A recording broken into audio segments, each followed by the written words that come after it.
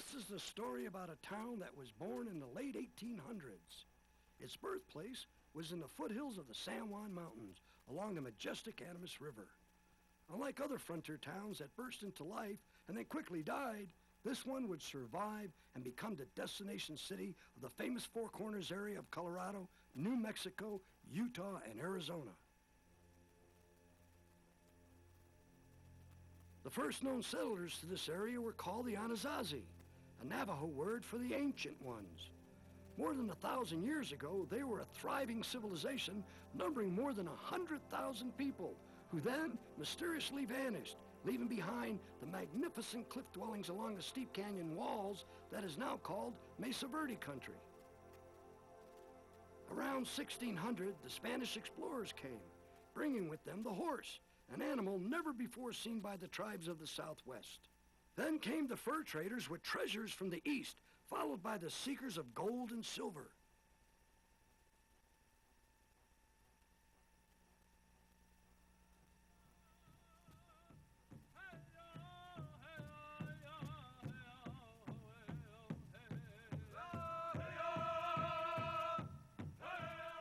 Mike, where? Quergot, Pakwat, Habe Tuat. Mana ai pucama never operatini. Una city mas. Na pas per machu to go with off. Uchura, mau rumayim napju paganike. Sanyak. Tiayak.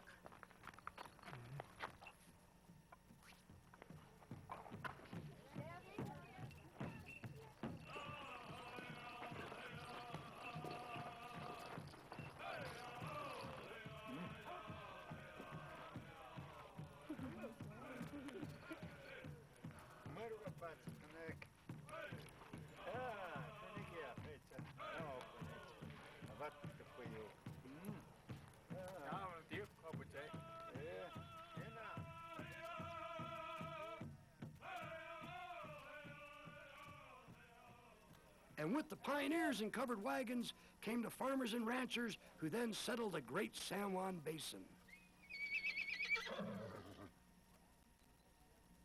Baker's our man. He's been through this before, and he's going to get the job. Well, I hear he drinks as much as our last wagon master. Where'd you hear that? Straight talk. Gentlemen! Beautiful sunset we're about to have. Do I get the job, or what? You got the job, Mr. Baker. All right. Mr. Baker, I want... Good to see you too, Jeb. Always taking care of the children, huh? And across the Nancy sign, small party, possibly a hunting party. Well, Bill, looks like some of our Comanche brothers were spotted around here. Could be a hunting party, but let's get another outrider just in case, play it safe. You ready at first light, boss? Mommy, are Comancheans bad Indians? Oh, honey, don't worry. Mr. Baker will take care of us. Honey, you don't have to worry about good and bad Indians. Just worry about good and bad people. That's right. We'll be all right. That's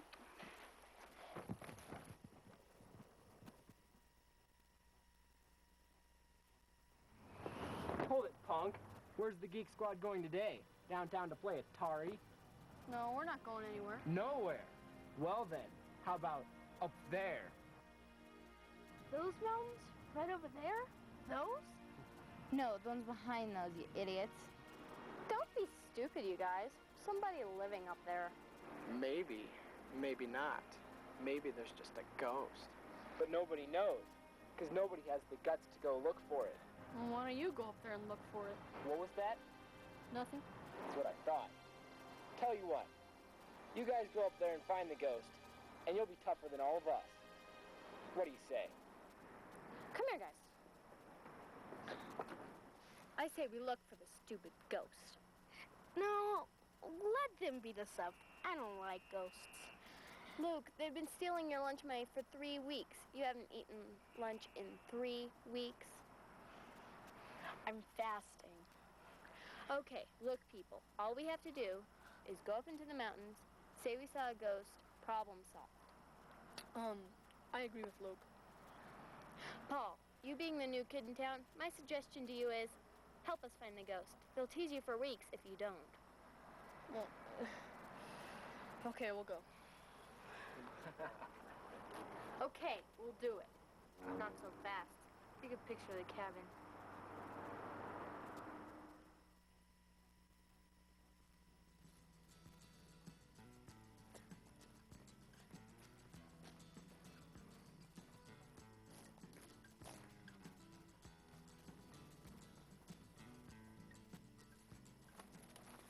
That's nice.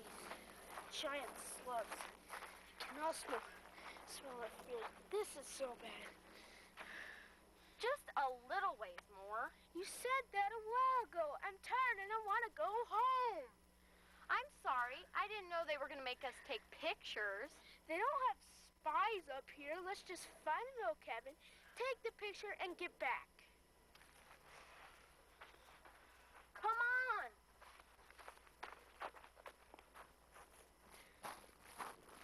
I'm going back. When the ghost gets you, don't come crying to me. Fine, go back. They'll just keep on taking your lunch money. Well, it's better than letting the ghost suck my brains out. Paul, there is no ghost. It's make-believe.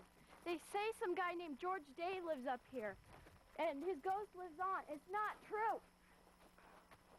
Oh, I twisted my ankle. Okay, come on. I'll help you out. All right, thanks.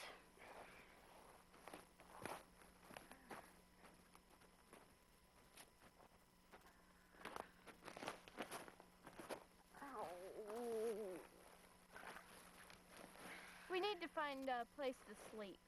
Sleep? Out here? Yeah. Ghost is getting closer. There is no ghost.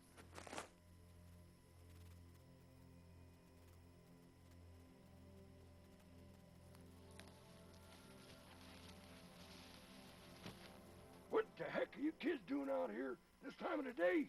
We were just walking around. We got lost. You got lost? Well, yeah. Where are you from? Durango. What's the matter with your leg there? I heard it. Tripped. Can you walk? A little bit, yeah. Well, come on with me. We'll go to my cabin and get you taken care of. Come on. Okay. Yeah. Well, there's my cabin. Right down there. Yeah, we'll be there in no time at all. You'll be fine. All right, great. All right. Watch your step here. Well, does that hurt? Yeah. Well, I think you stay off of it. By morning, you'll be all right. All right. You kids hungry? Yeah. All right, I've been fixing my famous elk stew. I think you're gonna like it. Everybody comes up here and they like my elk stew. Here you go, son. Thank you. Here you go, Missy. Missy, you've been staring at me. What's on your mind? Well, you don't look as old as the mountains. Old as the mountains? Well, maybe not as old as the mountains. I'm pretty old. I was born the same year Durango came to town. That was in 1880. Yes, sir. I've done a lot and seen a lot in that time. How old are you? Well, let me see now. I hadn't thought about that since my 80th birthday, yes. And that was, let me see. Oh, well, it doesn't matter. Well, we didn't mean to cause any trouble. Well, that's all right. We were dared to come up here. Dared to come up here? What would you dare for? Well, we were supposed to come up here and find your ghost. My ghost? Ha! You kids got yourself in a jam looking for a ghost? Well, did you see any? Well, I ain't no ghost. Not that I knows of. I just wanted them to stop making fun of me. Making fun of you? What are they making fun of you for, son? Just because I'm new in Durango. New in Durango? Well, Jack Rabbit, dagnabbit. Everyone's been new in Durango one time or another. In fact, more than 200 years ago, some newcomers came around. They were the Spanish explorers. They come up from old Mexico, you know. They were looking for Cibola, the city of gold. In 1598, they were the newcomers to this country. You'd had come to this point in the Rocky Mountains long before the Spaniards, so they were the newcomers to the ancient Pueblo people. Can't say for sure who was here before the Anasazi. Anyway, in 1775, Spanish explorers Escalante and Coronado arrived in the San Juan Basin, and they brought gifts to the friendly Ute people. The Indians had never seen a horse before, but they soon learned the advantages of owning one. The Utes never attacked Coronado. They didn't think he was a threat. Sometimes there were small battles, but most of the time it was quiet. The Escalante expedition is credited with naming many of the landmarks in this area, including the Animas River that flows through Durango. They named it El Rio de las Animas Perdidas. That means River Lost Souls. It's the name that it still goes by today. But you know, it was a long time after Escalante came to town that Durango rose up. Long time, yes, sir. It all started with the train.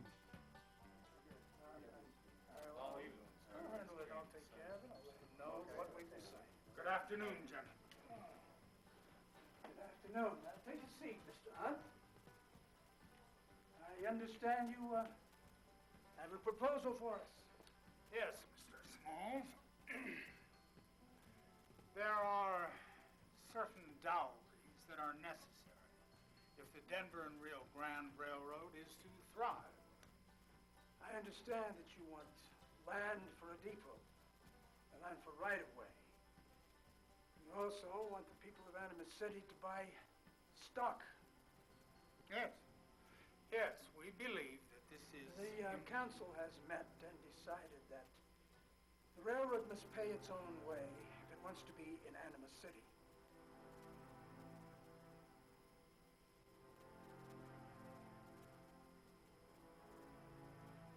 We are prepared to go to Durango. They have met our offers, and... Animas City will not compromise for the train.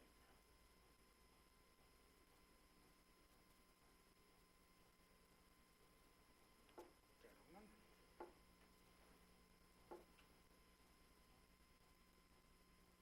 should you change your mind,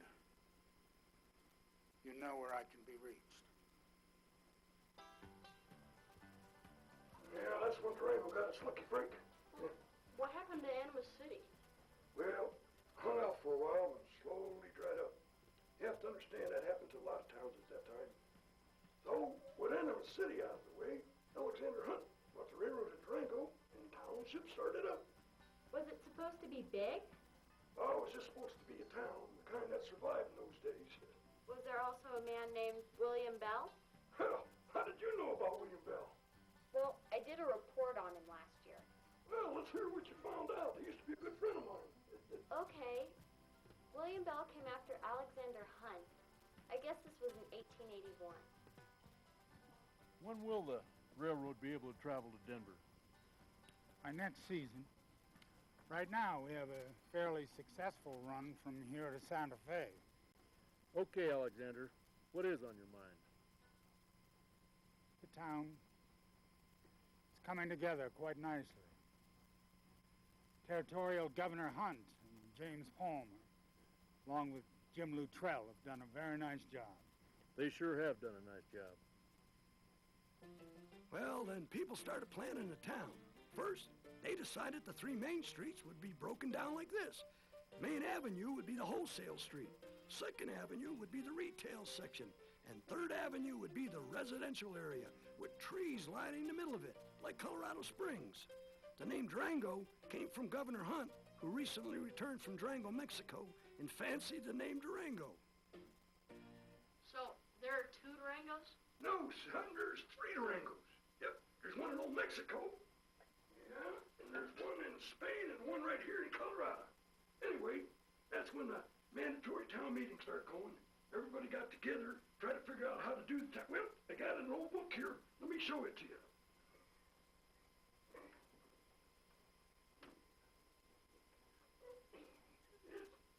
This book is as old as I am. Here, kids, take a look at this. Wow. Going over it up. Well, you said there were other towns. What makes Durango any better than them? Oh, Durango had several things going for it back then. That's when Durango lured old John Porter away from Silverton. Porter had figured out how to get the train from Durango to Silverton. He also discovered many profitable mines and smelters. Heck, he developed a trolley system for Durango. Then there was the second reason, gold. The gold rush was on. People of all shapes, sizes, and colors came to Durango. Some succeeded, but many failed. Durango became a boom town. It was growing quicker than most towns back then. As a matter of fact, The editor of the local newspaper said Durango was bound to boom. Durango had a winning year. It had a railroad, had the county seat, 5 newspapers, and had the biggest population and building boom ever. By 1882, it was a booming and wild town. Heck, people called it the Denver to Southwest. The deputy and overworked sheriff couldn't keep up with the 28 saloons filled to the brim every night. Money flowed, and banks prospered. When the banks filled up, the bank robbers came. Durango was big enough then that 5 of the local newspapers reported Durango's first bank robbery. What else happened? Well, the townspeople created their own form of justice. They had lynchings, they had shootings. It's about anything that'd be considered harsh justice, yes, sir. The government decided they needed more room for the city, so they relocated the Utes to Toyac, Ignacio, and Utah. The Ute elders understood exactly what was going on, but they were helpless in dealing with the government. Did those who branch off die? Heck, no. Utes are strong people. They started their own communities over in Toyac and Ignacio, Colorado, and White Mesa over in Utah. Yeah, but later on, trouble happened on the old Ute land. What problem? Well, there was a group of Durango women that were lunching over by the old ruins one day, and they noticed that people had been vandalizing and breaking stuff and digging pots up. Can I help you, ma'am? You can, Mr. Hunt. My name is Jeanette Scoville. I'm listening. What is your concern, Mrs. Scoville? Mr. Hunt, the Pueblo ruins are being destroyed. We insist the community, with your leadership, do something to stop the vandalism. Madam, we're rebuilding a city here. That demands my full attention. But certainly the ruins are part of Durango. Surely they must be rebuilt too. If the ruins are destroyed, the history is lost. History is the soul of a town. I simply wouldn't have the time to devote to such an endeavor. We have someone. Virginia McClurg has been chosen to head up the effort. Please, Mr. Hunt, we really need your help.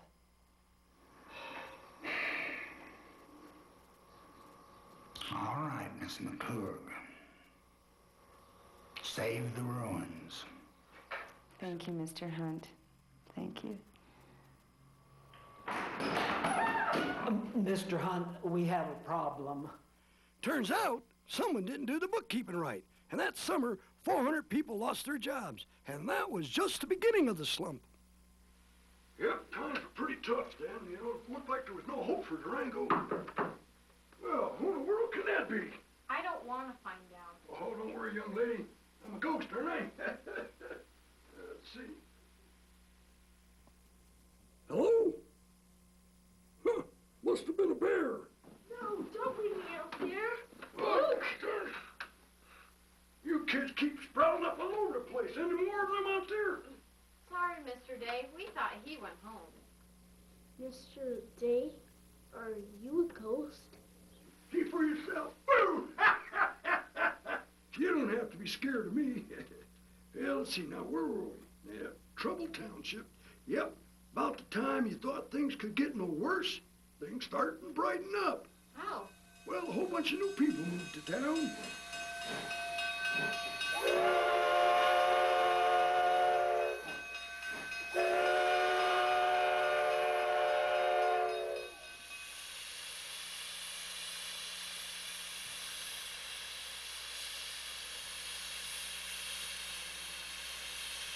Welcome to Durango. On behalf of myself and the fine citizens of the city of Durango, Colorado, I wish to assure you that you are welcome as friends, as neighbors, and as fellow co-workers. That's fine, Governor, but do you have any jobs for us? And do you have any work for me and my boy? Right, we what about me? What about us? People of all color and every religion you could think of came to Durango. It was one of the few townships where everyone was welcome, and everyone had a right to vote. However, Alexander Hunt's days were over in Durango, and he left. It was then that other folks who felt different to the newcomers conspired to zone many of them to the other side of town, west of the tracks. It was wild and looked down upon, except when the occasional businessman snuck through the underground tunnel to visit the saloons in Bessie River's bordello. There was gambling, drinking, and even an opium den. People wanted zoning. They wanted to be protected from what they thought were certain bad influences on their children. They are everywhere. Decent people don't want them around. Whores, gamblers, common thieves. It's a disgrace. Oh, they don't hurt anything. Hell, half the town sneaks over there most nights. Let them. They're adults. They have that right. But the children needn't be exposed to their kind anytime they sashay over to our part of town. Okay, gentlemen, thank you. You make your point.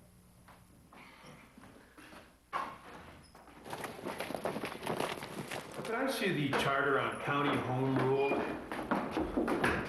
It's okay, Howard. Leave Madam Rivers and I alone for a moment. What's this crap about zoning? You have a nerve. My girls have got a right to do their job. We are offering a public service. Bessie, last time I checked, it was illegal to sell your body on the street. The streets are meant for dignified people. Oh, so zoning people behind tracks is dignified? That's not what I mean, Bessie. We're just trying to protect the youth of our community, that's all. One day you will learn that you can't treat people like animals. You have no idea how bad your ideals are. I think I'm doing a pretty good job running this community. Well, it's too bad we all don't see it with the same perspective. Yes, it is too bad. A town meeting came up concerning the zoning, but it was struck down. So things were going better in town? Well, things were getting a little better, except for the occasional gunfight. Gunfight? Yeah, gunfight. It all started over letter writing. Yeah, it started with the editors of the Democrat and the Herald. They had a long-running feud going and used their newspapers to insult each other.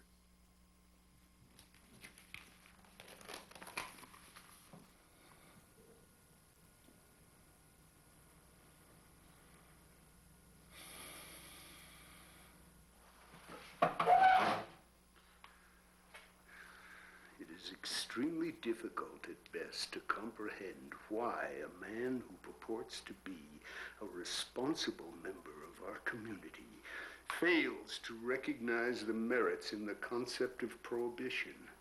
Perhaps in order to find a logical explanation for his irrational point of view, one might look to the little-known fact that he himself has been confined in a local hospital for the treatment of chronic alcoholism. It is our opinion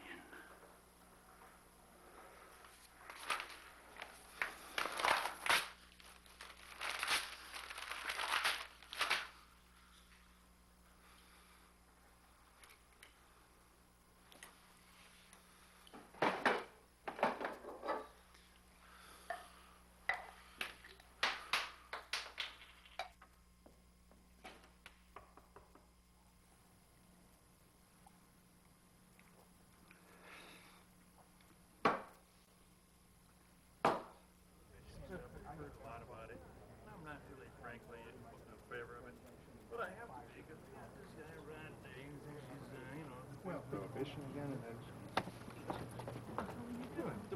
What the hell are you doing? Oh, stop doing that.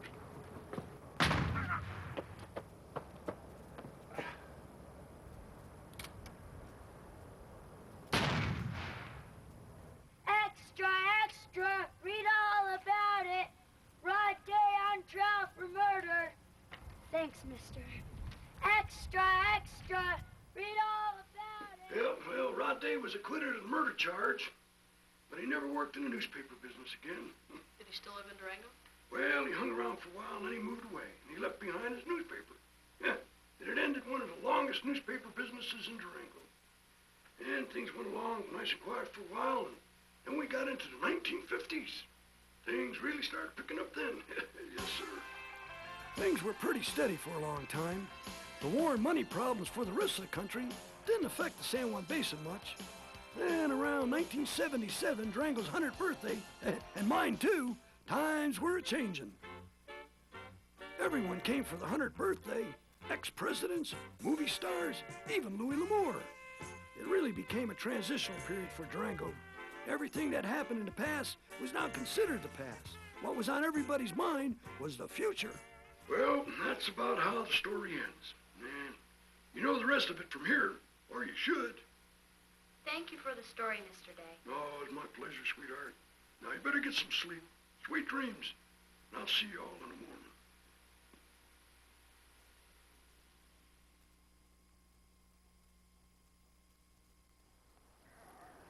How's it doing there, Paul? I don't think I can walk too much further. It hurts pretty bad. Well, won't have to go much further. Railroad's just a little ways over there.